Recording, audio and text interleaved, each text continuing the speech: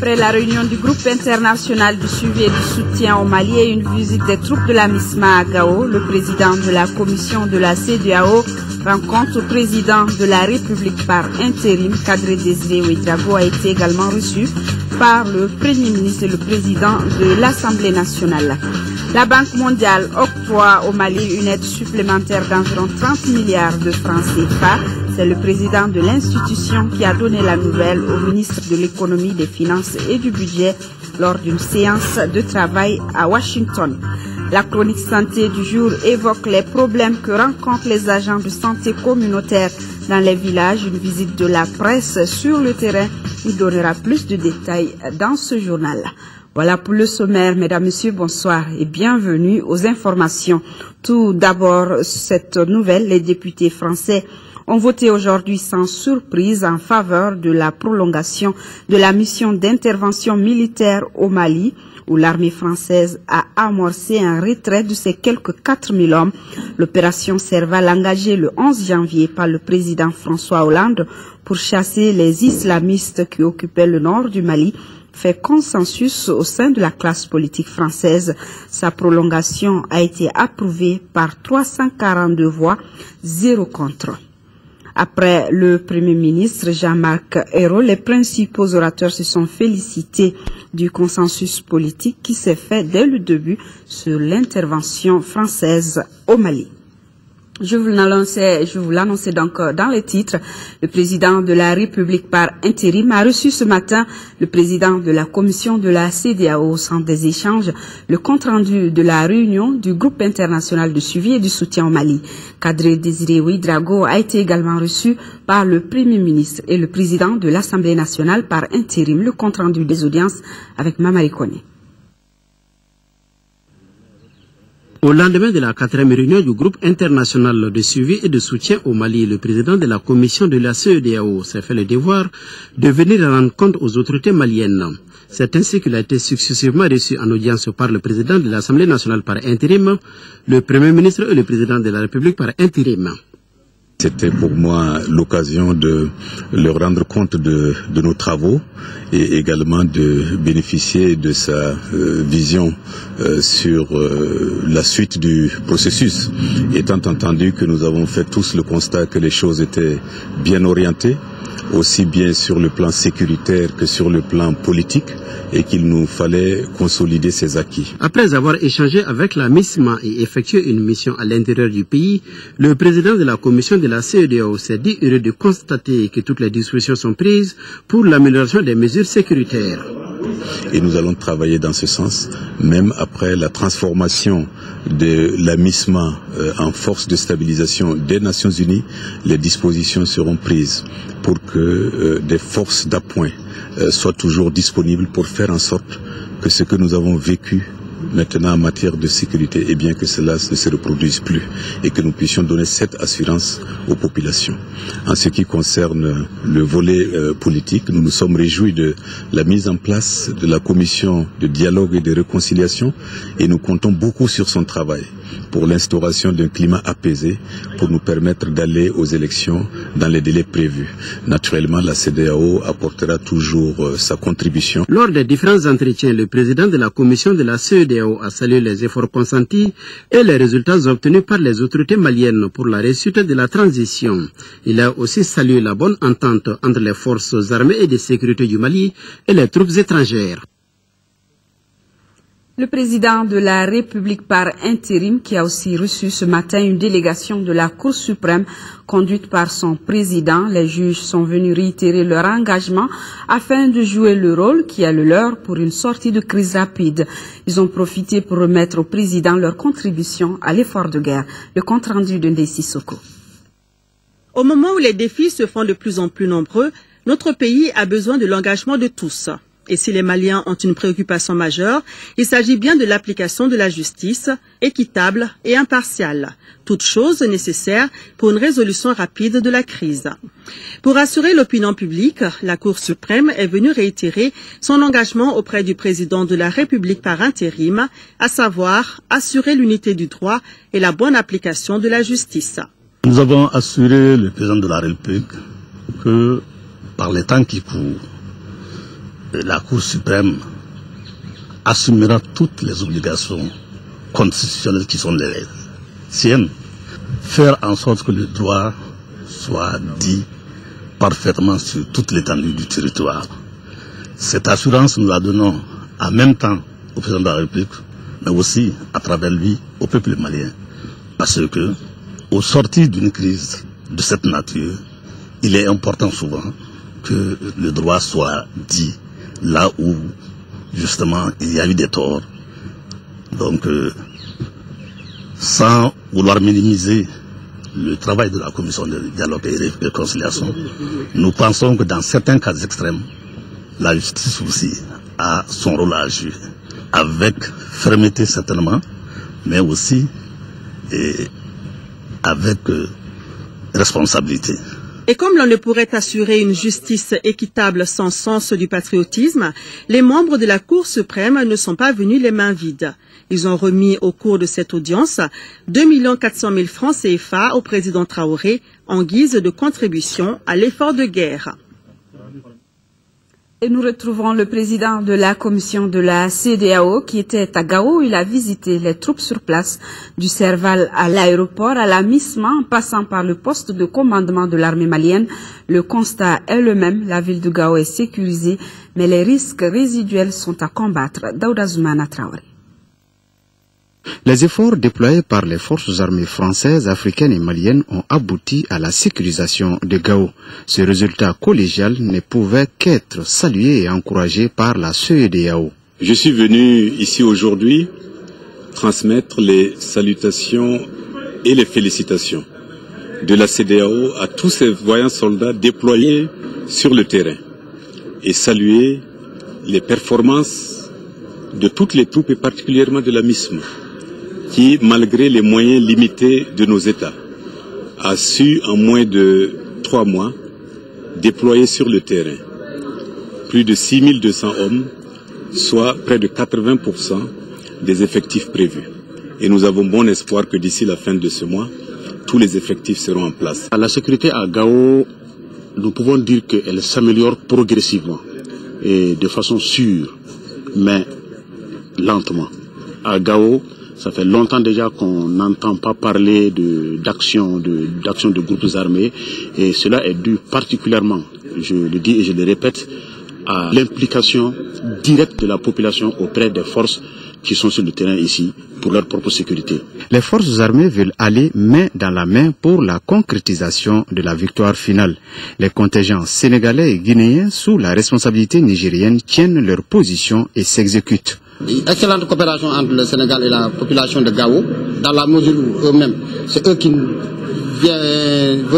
viennent pour nettoyer les locaux, c'est eux qui amènent des dons, ils participent à leur manière, soit par le renseignement, soit par les dons. On vit vraiment en symbiose, en très bonne collaboration avec les forces maliennes, avec la Serval et les autres contingents aussi de la CEDEAO. Le résultat, il est positif à 100%. Si tous les acteurs civils et militaires arrivent à maintenir ce climat de travail, le Mali recouvrirait la paix dans la laïcité et l'intégrité territoriale, a conclu Kadre Désiré Ouedraogo. Nous restons sur place à Gao où les forces maliennes et françaises continuent les recherches d'armes et de munitions à Djibok, à 110 km de Gao. Ces opérations de fouilles ont permis de récupérer une grande quantité de munitions, 3 véhicules pick-up et 3 motos. Des suspects ont également été interpellés. Envoyés spéciaux Daouda Sidiki Diarra et Massan Doumbia. Après avoir reconquis et sécurisé la ville de Gao, les forces maliennes et françaises passent à l'offensive. C'est une opération de fouille de grande envergure qui a été organisée ces derniers temps dans ce sens. C'est là pour la énième fois afin de rechercher des terroristes ainsi que des caches d'armes et de munitions. La patrouille était composée de 2 échelons tactiques interarmes maliens et un détachement de soldats français. Ce sont les localités de Tigalalen, Samit et Inchoumalin qui ont été ciblées. Elles sont situées à plus de 5 km de Gao au-delà de Djibok. Et ce sont les Maliens qui étaient en tête, appuyés par les Français. Sur cette opération, il s'agissait pour nous d'apporter des appuis si nécessaire, des appuis directs si il y avait eu contact avec l'ennemi, ou des appuis indirects avec l'artillerie si c'était nécessaire. Ici comme ailleurs, c'est le terrain qui commande le combattant. On se concerte pour mieux coordonner les actions. Nos combattants ont reçu la mission de fouiller cette zone. Progressant à pied, la patrouille découvre une ancienne base de terroristes. Plus loin, des fouilles ont permis de découvrir des caches d'armes et de munitions. Commença alors une véritable corvée pour les hommes qui ont déterré des batteries sèches destinées à alimenter les centrales téléphoniques, entre autres. L'armée malienne s'est montrée très proactive, très entreprenante et très vive dans l'action, ce qui nous a permis de fouiller de grandes zones dans des délais restreints et puis avec une grande efficacité. Le commandant des opérations côté malien s'est dit satisfait du travail. L'objectif que nous recherchons a été atteint. Nous avons, avec l'apport de la gendarmerie, nous avons pu appréhender des individus suspects et nous avons découvert des caches d'armes. Donc c'était le but de la mission et je considère que l'objectif est atteint. Ces terroristes ont été mis à la disposition des gendarmes de la mission.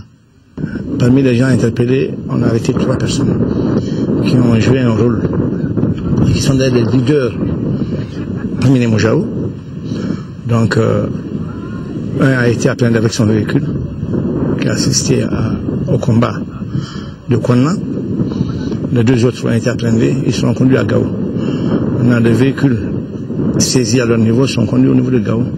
Des campements en passant par des points d'eau, l'ambiance était cordiale entre nos forces et les populations. De quoi remonter le moral des troupes après une moisson fructueuse.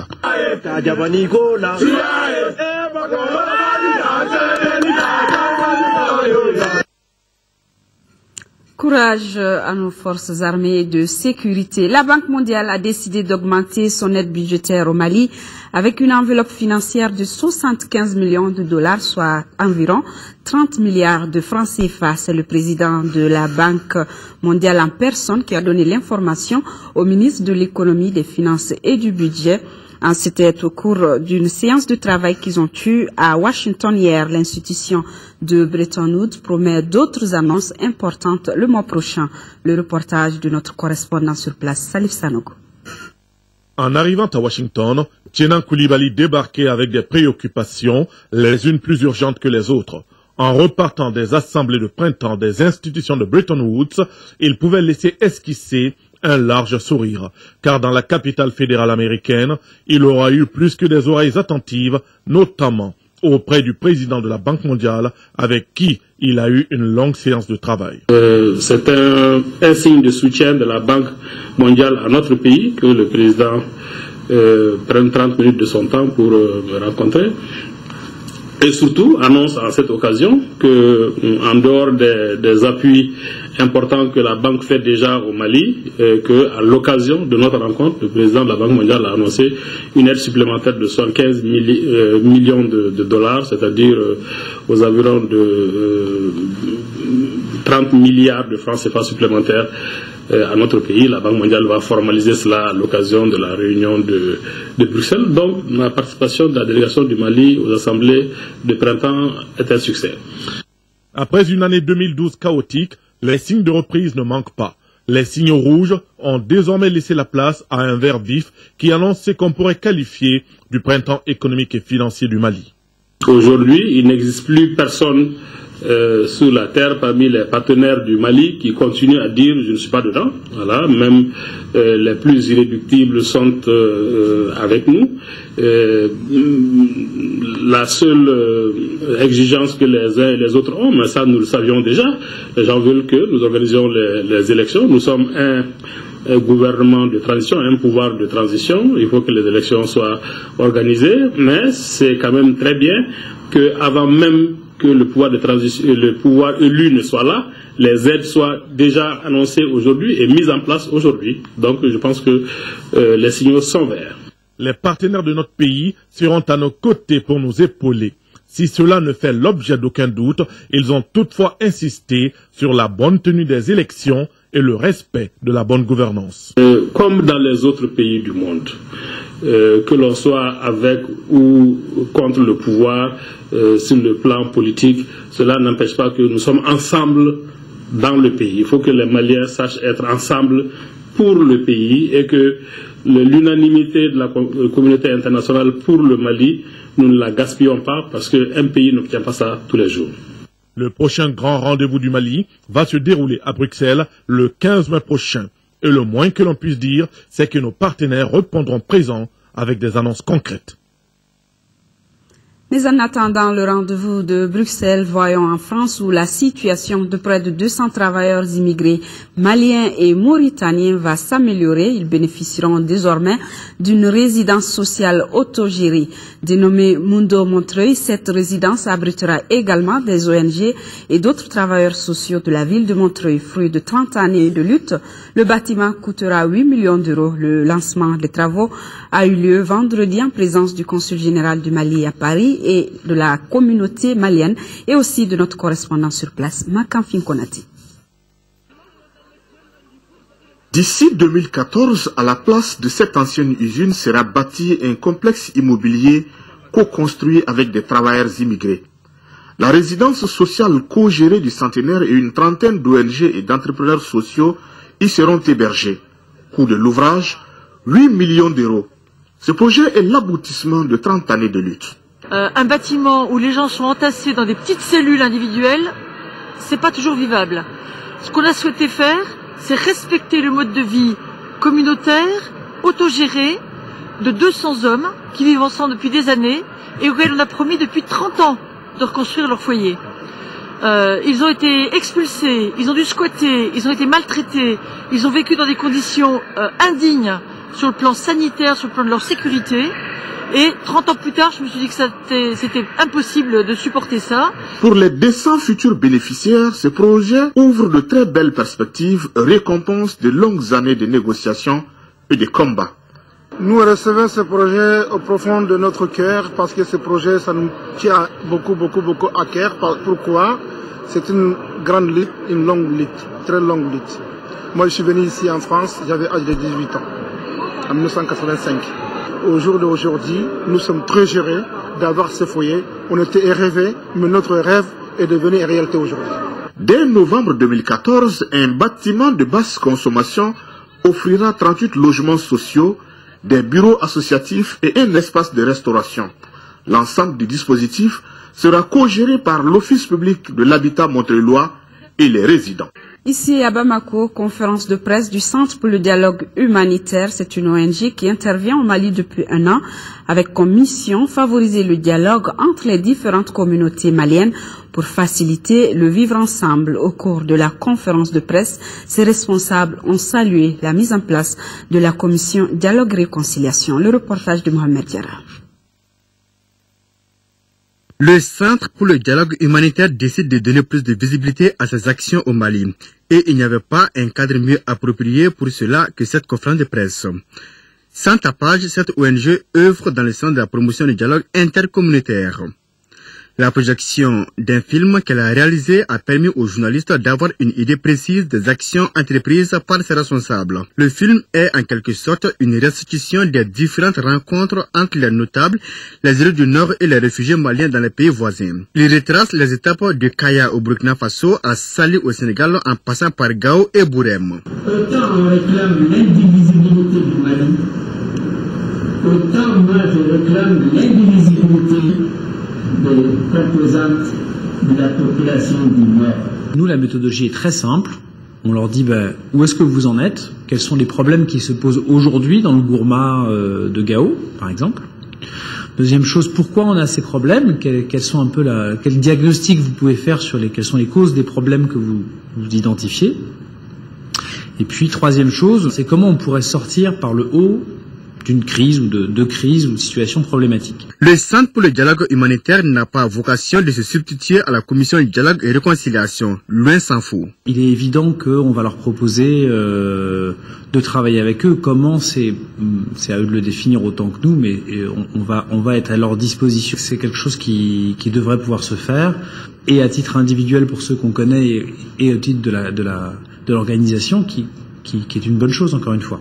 Le siège du Centre pour le dialogue humanitaire se trouve à Genève.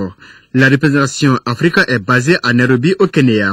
Les responsables interviennent dans les zones en conflit. Ils sont présents au Mali depuis mai 2012.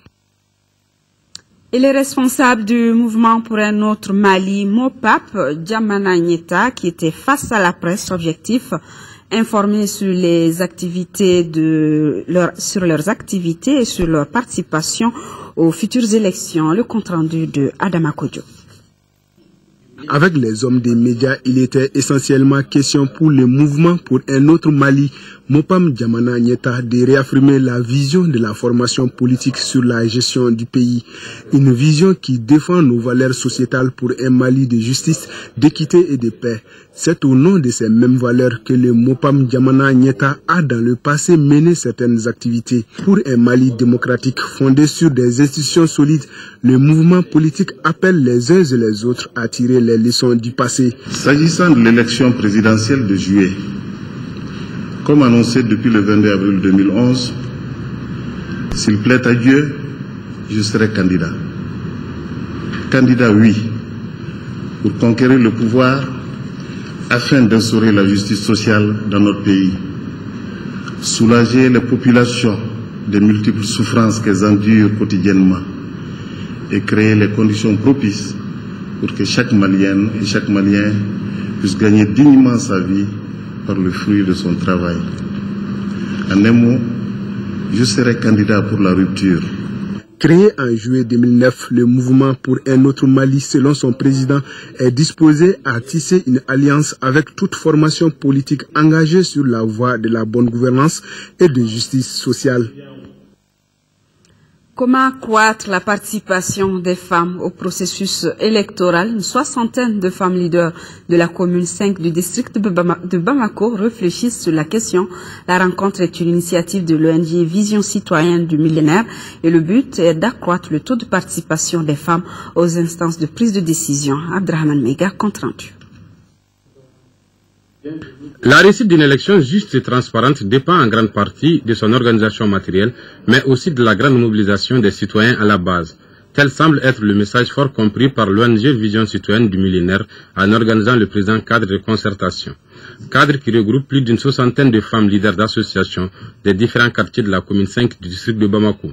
Ensemble, elles échangeront leur expérience sur un certain nombre de sujets, notamment la femme, vision associative et politique, le leadership féminin et le développement local. L'ONG Vision citoyenne du millénaire, sa vision, le renforcement des capacités, le développement économique, social et culturel des populations sur tout le territoire national. Pour la réalisation de cette vision, elle s'est fixée comme objectif de renforcer les activités de solidarité, de partage, d'amour pour son prochain. En organisant cette rencontre, l'ONG Vision citoyenne du millénaire ambitionne de doter les actrices du développement d'un certain nombre d'outils indispensables à leur autonomisation. En termes clairs, il s'agit d'inciter ces leaders d'associations à une prise de conscience et d'apporter leur contribution à l'essor économique de notre pays. Sans vos organisations, les collectivités ne marchent pas. Sans les chefs du quartier, les collectivités ne marchent pas. Sans les conseillers de quartier, les collectivités ne marchent pas. Donc il a été décidé depuis bientôt 2 ans de mettre les collectivités au cœur des activités. Cette rencontre a également été mise à profit par les participants pour faire le bilan des activités entreprises par cette ONG de sa création à nos jours. Parmi les actions phares, on retient entre autres l'organisation d'une journée de salubrité, l'initiation des sessions de formation sur des sujets aussi riches et variés tels femmes, citoyenneté et art oratoire, l'organisation de la société civile, son fonctionnement et son organisation et le budget sensible au genre. Visite du ministre de l'Agriculture dans la région de Ségou après les zones de production de l'Office du Niger. Baba Berti était hier dans les secteurs de l'Office Ségou à Soké et à Dioro. Le ministre a visité certains travaux en cours et le site de la coopérative multifonctionnelle des femmes de Dioro. Le compte rendu depuis Ségou de Kandesila. Accueil à Soké et visite d'une unité de pré-nettoyeur de riz qui sert à produire la semence R2. Il s'agit à travers cette visite du ministre de l'Agriculture dans les zones de production de l'Office Risségou de s'imprégner des réalités de la structure. Le reste est pourvoyeur d'une bonne quantité de marché céréalier national. Cette année, la structure enregistre un excédent de 51 000 tonnes toutes céréales confondues et 6 000 tonnes pour le riz. Au niveau des travaux du projet d'appui au développement rural de Tchenkounou et de Tamani, PADER-TKT, Baba Berté a pu constater un grand retard dans son exécution. Avec 85% de délais consommés de ce projet d'environ 15 milliards de francs CFA, essentiellement financé par la Banque islamique de développement, seulement 12% des travaux ont été exécutés. Tchenkounou, c'est vrai qu'il y a d'énormes difficultés sur lesquelles, je le répète, et nous allons réfléchir et apporter les solutions pour donner plus de célérité à l'exécution des travaux. Aussi, le ministre de l'Agriculture s'est dit réconforté par l'engagement de la coopérative multifonctionnelle des femmes de Dioro. 200 femmes regroupées autour de l'activité de transformation du riz demeurent convaincus que la transformation des produits agricoles est une alternative pour l'autonomisation de la femme rurale. Les hommes produisent du riz, les femmes achètent ce même riz et transforment et puis mettent sur le marché, ce qui est quand même apporte de la valeur ajoutée aux produits agricoles. Pour un pays comme le Mali, un pays à vocation agro-silvopastorale, et nous n'avons pas de choix que de soutenir notre agriculture et pour en faire le moteur de développement, le moteur de notre croissance économique. Les autres temps forts de cette visite de prise de contact ont été le centre d'apprentissage agricole de Dioro et la remise des prix des 3 meilleurs producteurs de compost. Présentation à la presse de la semaine africaine de la vaccination du 22 au 28 avril.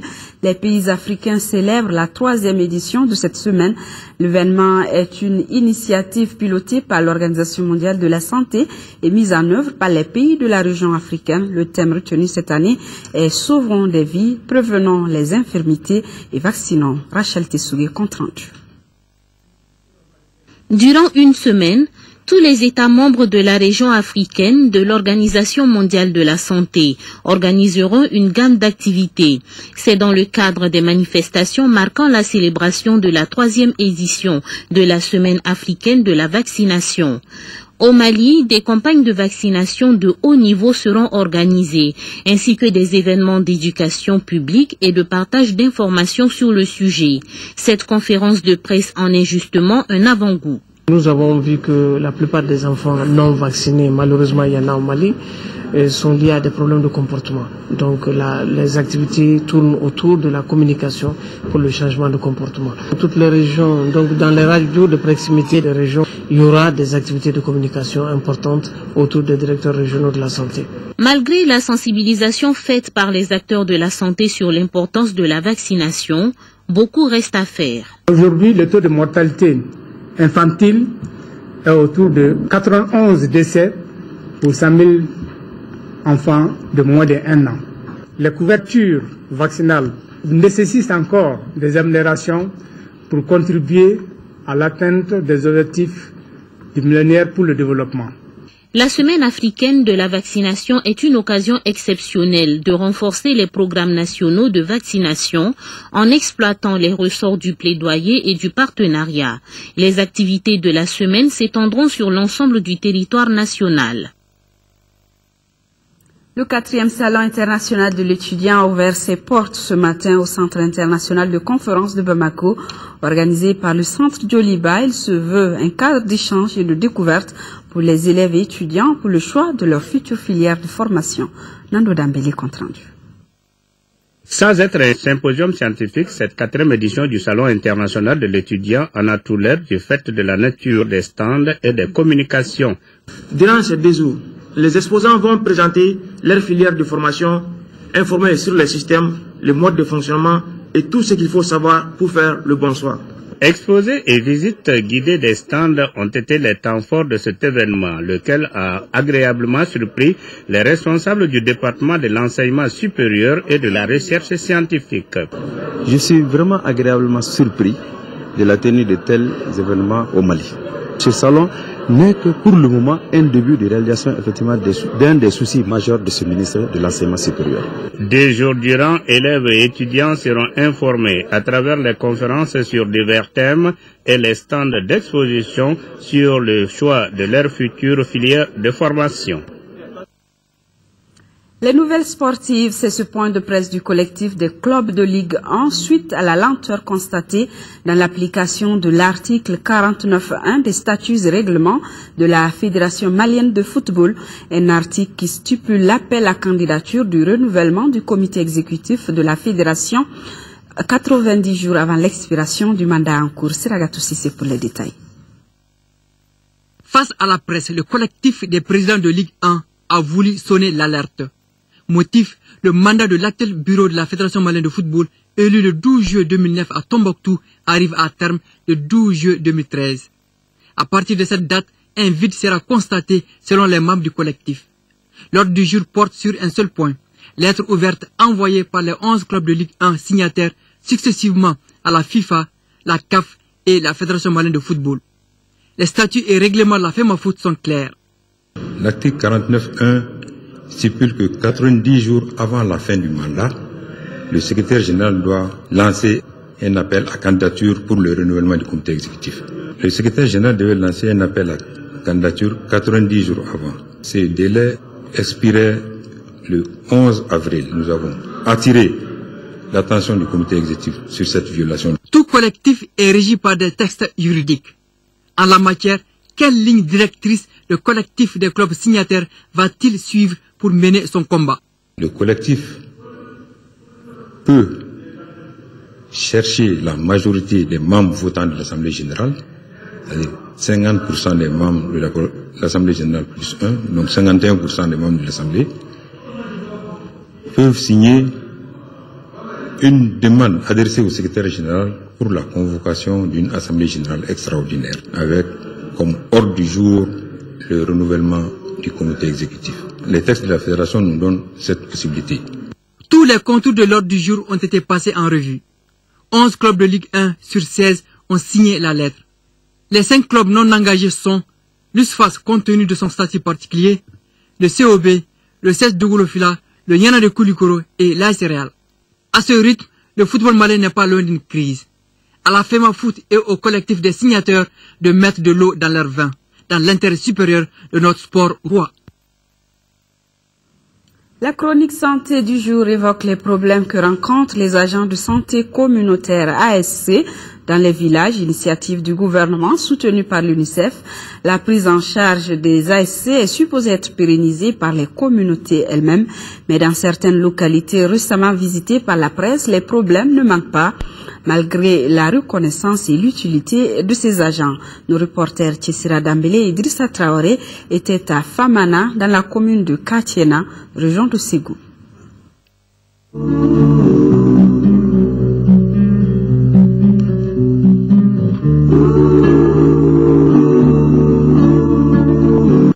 Le village de Famana est situé à 25 km du CESCOM de Katiena dont il relève. Son agent de santé communautaire a aujourd'hui à ses côtés les ASC de Famorila, de Togoba et de Diedougou qui ont les mêmes problèmes que lui.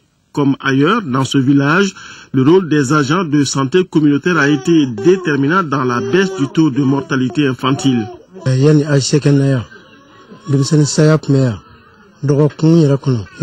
Avant l'arrivée ici des agents de santé communautaire, on pouvait compter près de 10 décès d'enfants par semaine. Moi, j'ai personnellement perdu 2 enfants, l'un un dimanche et l'autre le lundi suivant. Mais depuis qu'ils sont là, les décès d'enfants ont baissé de 20 à 30%. L'arrivée donc des agents de santé communautaire a beaucoup contribué dans la diminution des décès d'enfants. Pourtant, les échanges avec les ASC réunis aujourd'hui à Famana font ressortir quelques problèmes. Venus pour la plupart de milieux urbains, les ASC n'étaient toujours pas rassurés qu'ils allaient continuer leur travail après 12 mois de prise en charge de l'UNICEF. L'UNICEF nous a recrutés pour une année. Après ce délai, nous ne savons pas si nous allons continuer à faire ce travail. Deuxièmement, nous aimons notre travail, mais nous avons quelques problèmes d'approvisionnement en médicaments. Troisièmement, pendant l'hivernage, les toits des maisons qui nous ont été affectés par la communauté Chouens. Quatrièmement, nous n'avons pas été rassurés. On ne nous a rien dit du prolongement de nos contrats. À la différence de beaucoup de localités où des mesures avaient été prises ou envisagées, la presse nationale a dû ici jouer tout son rôle de médiatrice. On va les prendre en charge. Comment qu'on va les prendre en charge? Le conseil communal a voté et que nous avons programmé dans notre budget 2013. Donc après la pérennisation, le budget communal va prendre les ASC en charge parce que nous avons bien connu quelle est l'importance des ASC dans les villages. Parce que les ASC, leur présence a rapproché les agents de la santé à la population. Effectivement, il y a un problème d'approvisionnement en médicaments. Récemment, le CESCOM a fait quelques travaux d'aménagement. C'est ce qui a joué sur notre budget. C'est pourquoi il y a souvent rupture de médicaments. En ce qui concerne les frais de transport, nous les prenons en charge quand c'est l'ASACO qui les convoque. Quand c'est le directeur technique qui les convoque, nous ne prenons pas cela en charge. Si les populations aiment égrener les bienfaits des soins essentiels dans la communauté, ils n'ont pas toujours bien accueilli ceux à qui il est interdit de faire une injection, leur domaine d'intervention étant bien défini. À Famana, ce sont les médicaments payants qui font souvent défaut et non les produits gratuits, selon l'agent de santé communautaire du village, M. Mamadou Koulibaly.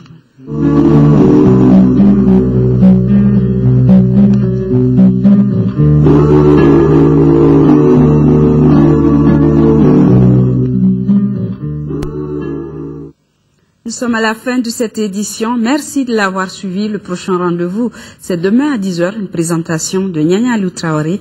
Merci, bonsoir et à demain 18h, s'il plaît à Dieu.